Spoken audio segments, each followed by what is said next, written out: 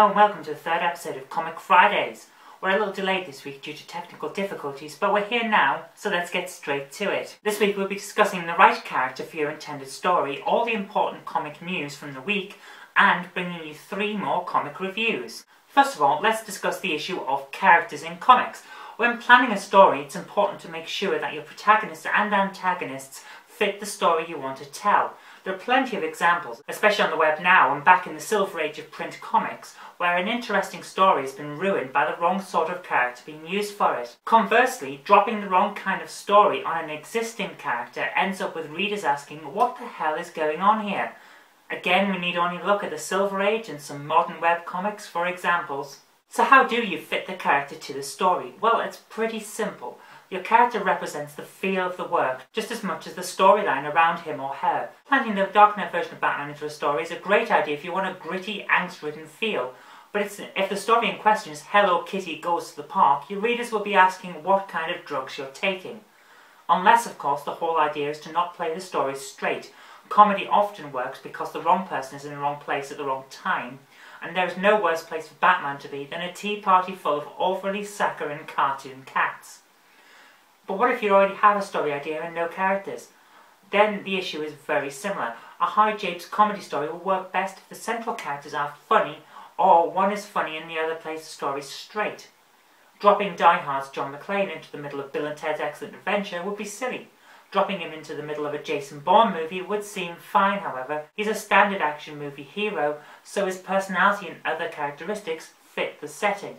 Again, it's possible to get away with not playing this straight, as demonstrated by novels such as Mark Twain's A Yankee in King Arthur's Court, or Michael Moorcock's Behold the Man. The man out of his natural environment trope is a powerful one. We already discussed Batman meets Hello Kitty as a source of comedy, but it can equally be the making of an excellent thriller if Bozo the Clown finds himself a pawn in the game of 2 powerful politicians, just for an example. Playing the wrong character in the wrong story, or vice versa, is a difficult feat, however. It's all too easy to drop the ball and cause major complaints from your readers, as the infamous Control-Alt-Delete miscarriage story demonstrated. It's also worth noting that Silver Age stupidity almost ruined Batman as a character, and his sales didn't pick up again until the advent of The Dark Knight Returns.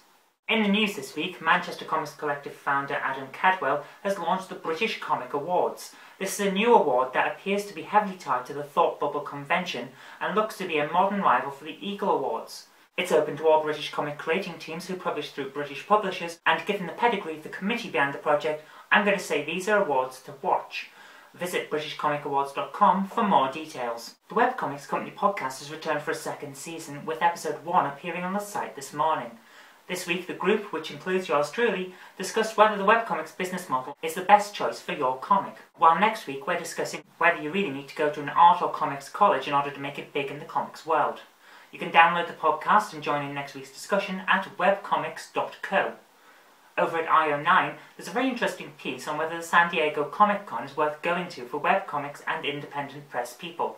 The consensus appears to be that while it can be a profitable venture, it's a lot of work, and given the time and effort involved for this 5-day-long event, you may well find that you can do better elsewhere. For a link to the article in full, see the information bar below. As a final note, if anyone can explain to me why every comic news site I go to seems to be plastered with adverts telling me that I can meet hot Asian girls for dates, I'd be very pleased to hear from you. I know that's not really news, I'm just curious because those damn adverts are everywhere.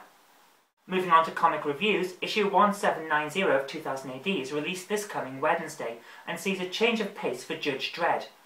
After the last month's harrowing day of chaos in which 350 million citizens in Megacity 1 have died, Dredd is now faced with a lecture from an accountant. This ties in nicely with what we were discussing earlier about dropping a character into the wrong story. If this story had been run before Day of Chaos, maybe it would have worked. As it stands, it comes immediately after Dredd has seen the whole fabric of his society collapse, and he's been beating himself up over the fact that the intense violence of the Judge's regime was all in the name of keeping the people safe, a goal that they have just failed at so spectacularly. This light-hearted strip, with its accompanying cartoonish artwork, therefore feels entirely out of place, and I'm sorry to say it just does not work. Durham Bread continues apace, but I can't help feeling the story is being wrapped up a little too quickly. We all knew she was going to succeed from the start because this is an origin story, so the focus was always on how she succeeds rather than whether she can. but it would have been nice to see the ending fleshed out a little more. In addition, her bloodlust just seems to appear out of nowhere, which really didn't work for me as a plot point. I thought the jewel in the crown for this issue was going to be Nikolai Dante, which is building fast to next week's finale. But I was mistaken. The crown goes to 1947, the second part of a three-part storyline depicting the fascist post-war Britain in which Alan Turing is leading a band of rebels in the struggle for freedom. It has sharp writing and excellent artwork that feels like it could have been lifted directly from an issue of the 1940s era Eagle. It's simply fantastic. Issue 1790 of 2000 AD is released in newsagents this Wednesday and for download this Friday. Sticking with print comics, this week we have the comic Vampire Freestyle, an independent comic from Jenica Ayafreda, and I apologise if I'm pronouncing that incorrectly, at Neptune Factory. This is a gothic tale of mystery with a light-hearted edge to it. The comic features some excellent artwork and sharp comic writing. I'm reminded a lot of other indie gothic comics when reading this, so if you're familiar with works such as Gloom Cookie and Nemi, you'll know what to expect here. The art itself has a serious indie vibe to it which I adore, and I can't help but feel there's a bit of a Tove Jansson influence going on here, especially with the depiction of Missia, the black cat who's not just a cat. I don't know why, but when I looked at this cat, I thought of the Moomins, but maybe that's just me.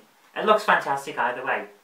Vampire Freestyle issue 6 is out now in several comic shops around the UK and is also available from the Megacity Comics website at megacitycomics.co.uk.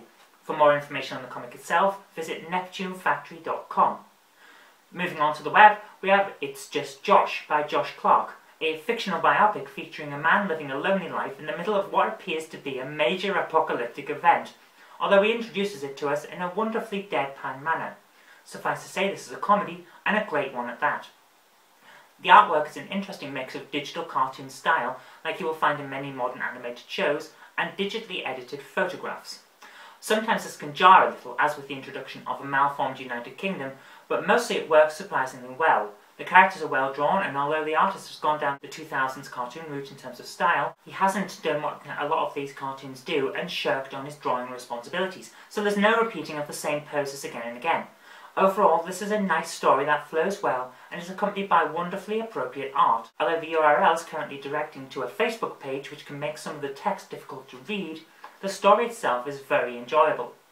You can find It's Just Josh at itsjustjosh.vze.com. And that's all we've got time for this week. I hope you've enjoyed yourselves. Please remember to click the like button, share this video with your comic-loving friends, and click subscribe so you get all our future videos as and when they happen.